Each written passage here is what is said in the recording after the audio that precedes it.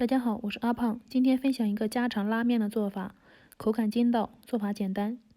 小麦面粉500克，加入3克食用盐，增加筋性。喜欢口感更筋道的，还可以打入1颗鸡蛋。之后加入凉水200克，选用凉水的目的是不破坏面粉的筋性，这样做出的面条口感更筋道。搅拌成絮状，揉成光滑面团，面团要揉得瓷实一些。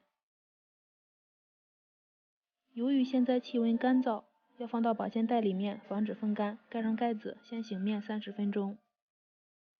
30分钟后取出面团，直接用擀面杖擀开，不要再揉面，揉面会破坏面粉的筋性。擀成厚1厘米的面片，之后修整一下，修整成长方形。上下2层再撒一点干面粉，防止粘连。最后盖上保鲜膜，醒面40分钟，醒的时间越长，效果会越好。40分钟之后，再用刀切成宽约1厘米的长条，慢慢用手拨开，宽度尽量切得均匀一些。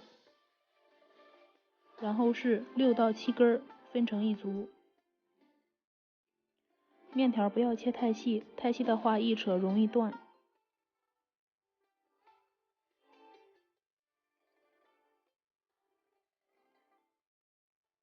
再撒一点干粉，防止粘连。之后取出一组，两手反方向旋转一次，再用力轻轻地扯开，之后再对折，再次扯开就可以了。去掉头尾。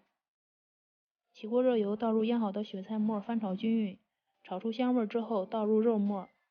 因为雪菜本身含有盐度，所以不用加盐，加一点老抽上色就可以了。最后淋入水淀粉，翻炒均匀。水开下入面条，用筷子拨开，防止粘连。翻滚2-3分钟之后淋一点生水，再次翻滚起来就可以出锅了。倒入炒好的雪菜肉末，喜欢吃什么菜就加什么菜，淋一点红油辣椒，放一点香菜，翻拌均匀就可以开动了。这样做的拉面口感筋道，而且做法简单，喜欢的话可以试试哦。下次见。